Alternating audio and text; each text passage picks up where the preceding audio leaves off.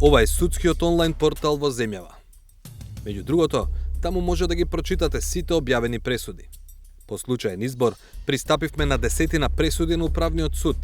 Сите почнуваа со зборовите во името на граѓаните на Република Северна Македонија. Разбирливо, не можеме да ги провериме сите, но разбирлив се чини и сомнежот на судиката Елизабета Дуковска за тоа што минатиот месец се појави пресуда без ваков вовед и тоа токму онаа со која беше поништен нејзиниот избор за уставна судика. Значи во АКМИС системот не може кога ќе се отвори иконата за куцање на пресуда кога се куца. Значи кликам на пресуда и се отвара образец. Најгоре на образецот, бидејќи е пресуда, секогаш стои во името на граѓаните на Република Северна Македонија. Во оваа пресуда не содржи такво нешто. Како тогаш е можно да се донесе пресуда која не почнува со во името на граѓаните? Се чудев јас кога некој ми спомна дека пресудата е всушност донесена од надвор и само испечатена. Јас реков тоа е невозможно, бидејќи знам како работи судскиот систем, АКМИС систем. Да, меѓутоа кога ја погледнав пресудата, па почнав и јас да се сомневам, да ви кажам дали е работена во АКМИС системот. Се сомневате кој можел да ја донесе? Па јас се сомневам, ама тоа треба да се докаже, тоа и не сакам да се упуштам такви прљави работи, не можам да поднесам јас и да се занимавам со тие работи, бидејќи мене ми тече животот во друга насока, не со такви. Се сомневате на некој можеби од Уставниот суд? Се е можно. Се е можно, да. Овие сомнежи дека Управниот суд донел пресуда напишана од некој надвор од судот, не исклучувајќи од уставен судија, се можеби најтешките што јавно ги има изречено активен судија во земјава, на сметка на правосудниот систем. Затоа побаравме став од Управниот суд, како било можно да се испуштат зборовите во името на граѓаните, ако тие се дел од образецот во кој се пишуваат пресуди. И, каков е ставот на судот по коментарите од колешката.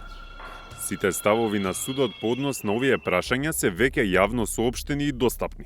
Судот ги има изнесено своите ставови низ официјалната одлука и соопштенија за јавност. И во овој момент нема дополнителни коментари надвор од она што е веќе објавено. Зашто во прилог ви проследуваме линкови од соопштенијата за јавност. Во соопштенијата за јавност сепак нема ниту збор за тоа како и зошто првично беше објавена пресуда без зборовите во името на граѓаните, а потоа коригирана. Па прашавме повторно, овој пат за став по принципиелно прашање, а не како коментар од Елизабета Дуковска. Дополнителен одговор не добивме. Од Висшиот управен суд пак наместо одговор ни го испратија решението по жалбата на Дуковска за пресудата на управен. Таа е отфрлена како недозволена, бидејќи станувало збор за пресуда со која поединечниот управен акт е поништен или е прогласен за ништовен и предметот е вратен на повторно постапување на јавниот орган. А за испуштеното во името на граѓаните, Висшиот управен суд смета дека решението за поправање на пресудата на Управниот суд е законито. Собранието ја избра апелациската судика Елизабета Дуковска за уставна судика на 10 април 2023 година. Поништувањето на одлуката за нејзин избор дојде дури 2 години подоцна, на 15 мај 2025. Пресудата е преседан, бидејќи е прва со која Управниот суд поништува одлука за именување или разрешување на собранието.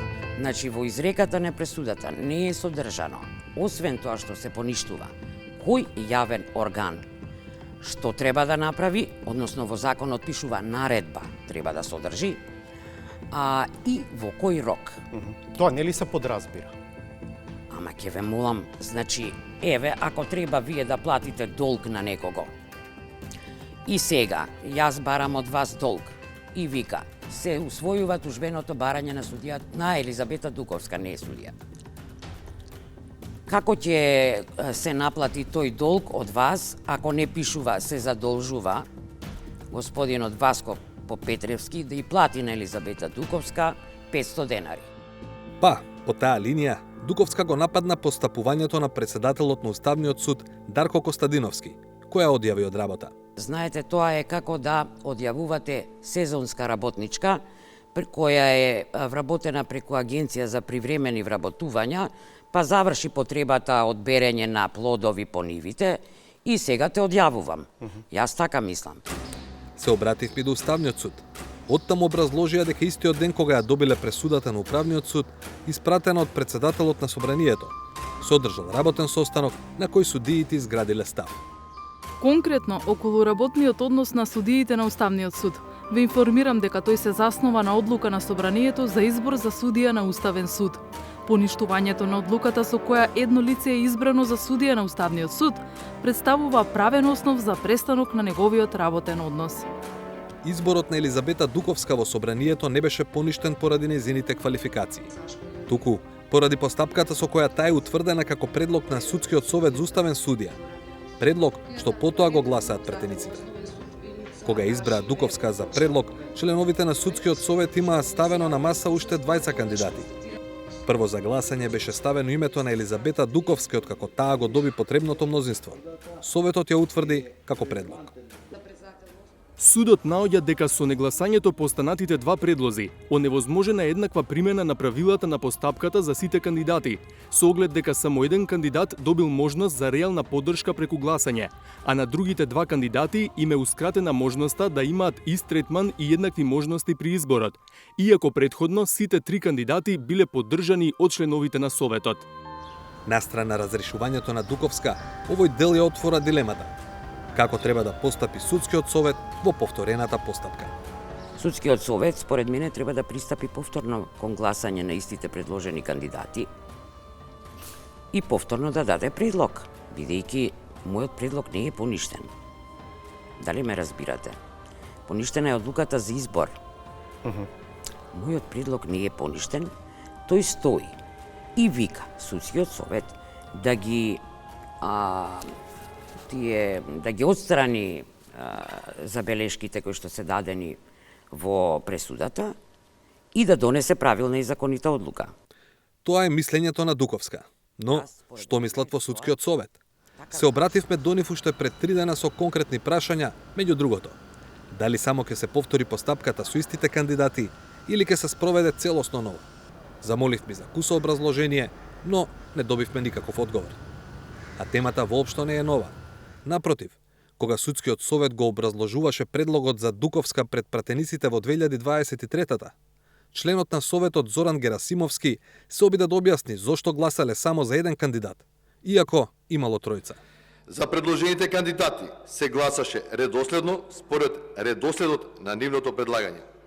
Со оглед дека прво предложениот кандидат за кој се гласаше го доби потребното мнозинство, законско мнозинство, Судскиот совет донесе одлука со која утврди предлог кандидат за судија на Уставен суд да биде судијата Елизабета Дуковска, долгогодишна судија на Апелациониот суд во Скопје. Имајќи предвид дека на ваков начин одлуката беше донесена, а Судскиот совет во овој момент предлага само еден кандидат, не се пристапи кон гласање за останатите предложени 20 кандидати. Доколку Судскиот совет постапеше спротивно, во тој случај ќе го повредише законот, затоа што законот не предвидува дека за кандидат ќе биде утврден предлогот кој добил најмногу гласови. Туку, според редоследното гласање за кандидат се утврдува оној кој го добил потребното мнозинство, а тоа е најмалку 8 гласа од членовите на Советот со право на глас. Најпрви многу е симптоматично што членот на Судскиот совет, господинот Герасимовски, на почетокот на неговото излагање, почувствува потреба да се правда.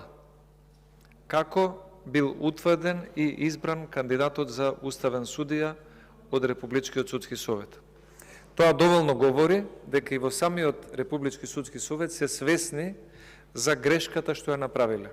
Тоа што го образложувавте апсолутно не држи, зашто јас го имам пред мене деловникот, тамо правен основ за ова што вие го кажувате, дека не знам по кој редослед може да се исклучат две кандидатки и да се гласа само за едната кандидатка, апсолутно со правото ништо заедничко нема.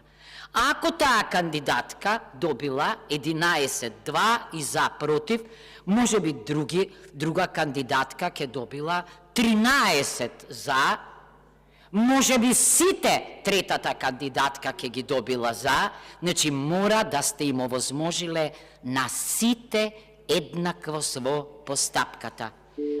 Дополнителна компликација на целата ситуација е што поништувањето на одлуката за избор на Елизабета Дуковска за судика во Уставниот суд дојде по тужба на Антоанета Димовска. Таа беше една од кандидатите за судија во Уставниот суд, за која судскиот совет не се изјасни. Но кога поднесе тужбата до управен, таа веќе беше избрана за членка на судскиот совет, позиција од која сега не може да биде избрана за уставна судика. Ако се земе предвид дека пред судскиот совет сега има и барање за утврдување одговорност на судиите во управниот и висшиот управен суд, кои постапувале на предметот против Дуковска, јасно е дека допрва следува развој на овој случај.